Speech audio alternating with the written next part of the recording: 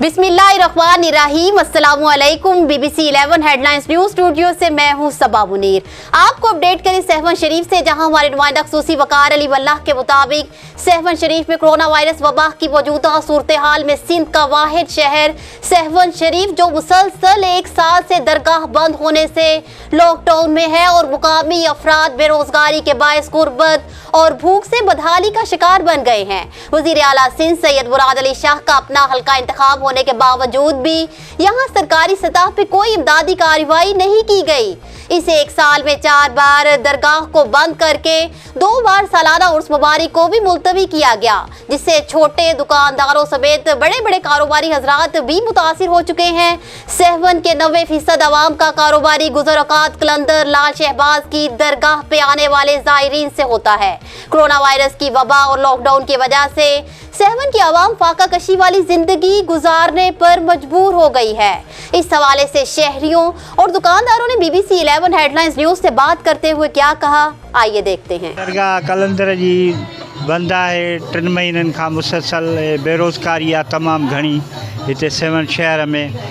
ज़ारतिन खां सवाइ हिते ॿी का ख़रीदारी जो हिसाब बि कोन्हे को, सिर्फ़ु ज़ारतिन जे लाइ आहे। तमामु हिते जेकॾहिं महिल रश थींदी आहे, माण्हू ईंदा आहिनि त असांजी ख़रीदारी बि थींदी आहे असांजी दुकानदारीअ जी। हींअर तव्हां पाण ॾिसो होटलूं बंदि पियूं आहिनि, दरगाह जे बंदि आहे त होटलूं बंदि आहिनि, रेड़ा बंदि आहिनि, दुकानदारी काफ़ी बंदि आहे। इन जे लाइ असां हुकूमत सां मुतालबो कंदासीं जल्द खां जल्द दरगाह खोली वञे। में माहौल सां मेलो पहिरां त चयूं त खुले थियो मेलो थींदो, असां जॾहिं सामान वामान मेले जो वरितो गॾु कयो, हिननि पोयां दरगाह जो ऐलान करे छॾियो आहे मेलो न आहे।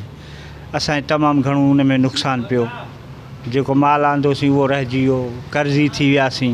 उन खां पहिरियों मेलो बि कोन थियो, हे ॿियो बि न थियो। हींअर तमामु असांजे हालात ख़राबु आहिनि। असांजे बिजली जा बिल, गैसनि जा बिल, नंढड़ा बच्चा आहिनि स्कूल नथा वञी सघनि, उन्हनि जूं फ़ियूं हे हो, मतिलबु तमामु बेरोज़गारी सहवण में तमामु घणी थी वई आहे।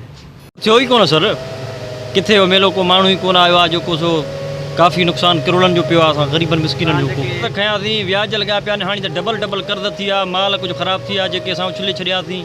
असांजो को तदारत ई कोन्हे केरु ॿुधणु। हुकूमत खे त अपील इहो ई था कयूं त बाबा महिरबानी करे दरगाह खोलियो वञे त जीअं असां ग़रीबनि जो रोज़ी बाल। 8 महीननि खां बंदि न, पर तक़रीबन इलाही टाइम खां बंदि आहे। अॻ में बि लॉकडाउन कयूं, वरी उन खां पोइ महीनो हिकिड़ो खोलियूं, सिर्फ़ु रजबी वारे महीने में जेको आहे मथे उन में खोलियूं। पोइ वरी यको लॉकडाउन आहे त यको हिन महिल तव्हां ॾिसो सूरत हाल, को माण्हू कोन्हे को।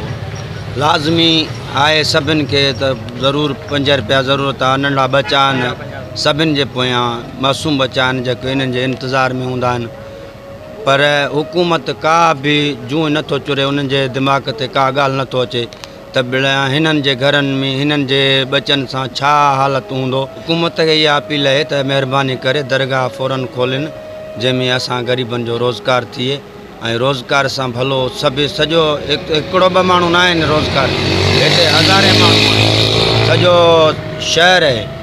असांजो ॿाहिरि माण्हू सां कारोबार आहे। बाक़ी जेके मिसाल सब्ज़ी वारा आहिनि या ॿिया दुकान आहिनि, उन्हनि जो खणी शहर वारनि सां वास्तो आहे, अटे खे खंडु पती वारनि। बाक़ी जेके ही सिस्टम आहे उहो आहे ॿाहिरि जो माण्हू। अगरि ॿाहिरि जो माण्हू न आहे त पोइ रोज़गार कान्हे। हुकूमत इहो मुतालबो कयूं था, असां दुकानदारी कुझु बि न आहे, कारोबार न आहे, असां लाख रुपया दुकान में मसवाड़ था भरियूं। ॿी ॻाल्हि त असां ग़रीब माण्हू हिते दरगाह खोलण लाइ परदेसी देसी सभु अचनि था, हिते परेशान लॻा पिया आहिनि। दरगाह असां बराए महिरबानी हुकूमत खे चवंदासीं दरगाह खोले ॾियो वञे। इन ॻाल्हि में असां चवंदा साईं मुराद अली शाह खे त असांजी दरगाह खोले ॾियो वञे। दरगाह खोलाए ॾियो वञो। महीना साल थी 2 साल दरगाह बंदि लॻी पई आहे, असांजो कारोबार बंदि लॻो पियो आहे। असांखे ज़रूरत आहे ग़रीब माण्हू केॾे वञूं, दुकानदारी बंदि लॻी पई आहे। असांजी मजबूरी आहे, केरु माण्हू कोन्हे, न कमरनि न सभु कुझु आहे कोन्हे, सॼो सहवण ख़तमु बंदि लॻो पियो आहे। केॾे वञनि, न मज़दूरी थी पुॼे, न कुझु कारोबार, न कुझु आहे कोन, करिणो छा आहे। असां ग़रीब ॿुधायो त विच अथर खणी फुरू कयूं। सहवण शहर जी तव्हां हालत ॾिसो था, को माण्हू न आहे, परदेसी वीचारा अचनि था ज़ियारत लाइ, धमाल जे टाइम ते तड़पी वञनि था। असांजो गवर्नमेंट खे आहे महिरबानी करे दरगाह खोलियो वञे। ॾिसो हालत छा आहे सहवण जी, मेलो बि करणु कोन छॾियूं। ग़रीब माण्हू वीचारा बुख पिया मरनि, बदहाली थींदी, पोइ इन खां वधीक माण्हू छा कनि, चोरियूं धाड़ा कंदा, ॿियो छा कंदा ग़रीब। दुकानदार वीचारा 24 कलाक परेशान आहिनि।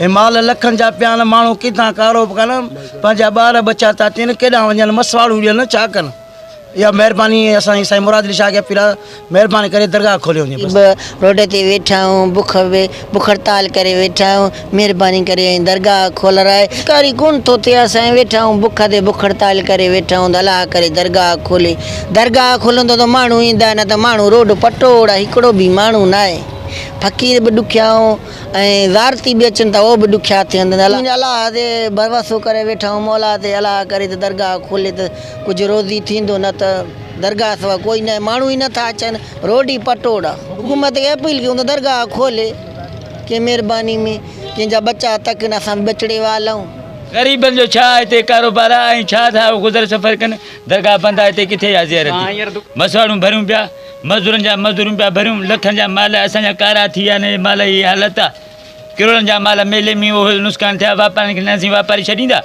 हिन महिल ताणी असांखे न हुकूमत असांखे रुपयो बि कोन ॾिनो हिन महिल ताणी असांखां पुछा न कयूं त छा अथव छा न अथव घर में का ईद कयव न कयव पुछा कयो शाही बाज़ार में थोरो घणो कमायो असां हीअ जेके दरगाह जो गेट आहे असांखे का शइ रुपयो न मिलियो आहे परदेसी ईंदा त बरपिया धंधो कंदासीं हाणे परदेसी आहे ई न केर बि न आहे त असां किथां कारोबार कयूं न्यूज़ स्टूडियो से फिल वक्त इतना ही। मज़ीद तफसीलात और अपडेट्स के लिए देखते रहिए BBC 11 हेडलाइंस न्यूज़।